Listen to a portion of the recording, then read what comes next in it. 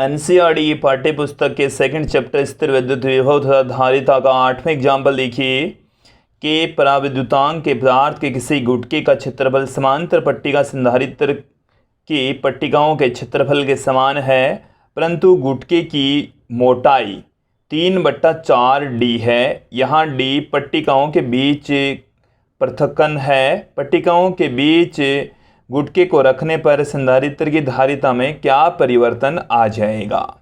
एक बार इस क्वेश्चन को आप लोग अच्छे से समझ लीजिए कि ये हमारे पास में एक समांतर प्लेट संधारित्र है और हम ये जानते हैं कि समांतर प्लेट संधारित्र की पट्टिकाओं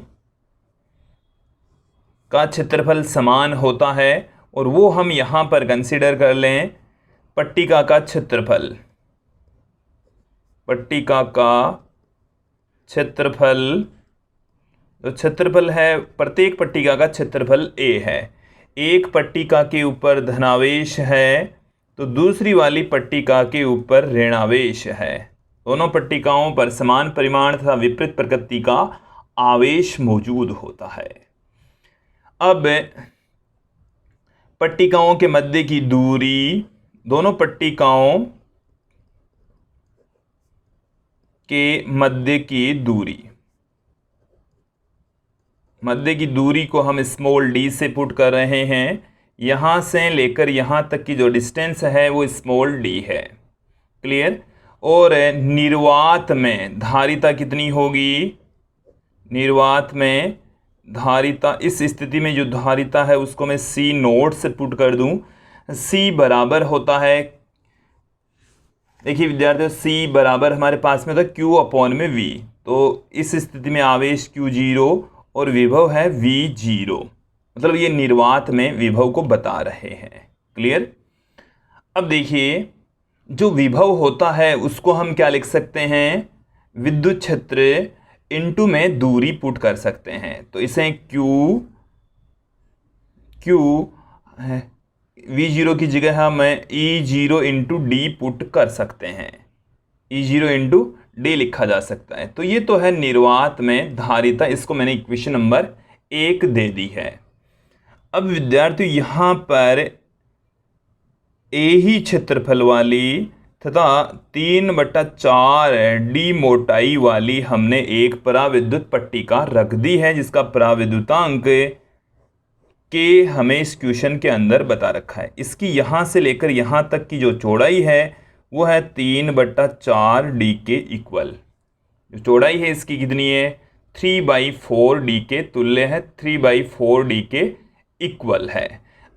यहाँ पर अब भी निर्वात है, इस स्थान पर अब भी निर्वात है, अब भी निर्वात है। तो निर्वात वाला जो क्षेत्र है वो D/4 है और माध्यम वाला जो क्षेत्र है वो 3/4D है। दोनों प्लेटों के बीच की डिस्टेंस स्मॉल d के इक्वल है। अब देखिए हमें क्या करना है कि इन दोनों प्लेटों के मध्य अब जो विभवांतर है वो कितना शेष रह गया है वो बताना है। देखिए विभवांतर में परिवर्तन आ जाएगा क्योंकि इस स्थान पर निर्वात में विद्युत क्षेत्र अलग होगा और माध्यम में जो विद्युत क्षेत्र है इस माध्यम के अंदर विद्युत क्षेत्र अलग होगा। तो देखिए निर्वात में विद्युत क्षेत्र को हमने कितना लिया? E0 लिया। निर्वात में विद्युत क्षेत्र जो कि E0 के इक्वल लिया और माध्यम में विद्युत क्षेत्र जिसको हम लिख देते हैं EM से, जो कि किसके बराबर होगा? निर्वात वाले विद्युत क्षेत्र का 1/K गुणा, जहाँ K पराविद्युतांक है, उस माध्यम का क्या है? पराविद्युतांक कहलाता है। क्लियर। अब देखिए इस स्थिति में दोनों प्लेटों के मध्य विभवांतर, इस स्थिति में दोनों प्लेटों के मध्य विभवांतर कितना होगा? प्लेटों के मध्य विभवांतर, दोनों प्लेटों के मध्य विभवांतर, देखो जो विभवांतर है वो क्या होगा? निर्वात में विभवांतर, निर्वात में प्लस माध्यम में विभवांतर, दोनों विभवांतरों के योग के बराबर, माध्यम में विभवांतर। अब निर्वात में जो विभवांतर होगा वो कितना होगा, विभवांतर को हम विद्युत क्षेत्र इनटू दूरी से पुट कर सकते हैं। तो विद्युत क्षेत्र निर्वात का तो है E0 और निर्वात की जो दूरी है वो कितनी शेष रह गई है, D/4। देखो विद्युत क्षेत्र गुणा दूरी होता है, तो यहाँ पर विद्युत क्षेत्र तो है निर्वात में E0 और जो दूरी है निर्वात की वो D/4 शेष रह गई है, D/4। फिर प्लस में माध्यम में, तो माध्यम में जो विद्युत क्षेत्र है वो तो है EM और अब जो दूरी है वो है 3/4 D के इक्वल, 3/4 D के तुल्य होती है। क्लियर। यहाँ से ये जो विभवांतर है निर्वात का जो विभवांतर है वो तो है E0 D/4 आ गया। EM का जो मान है वो है E0/K, तो 3/4 E0D/K हमारे पास में आ गया।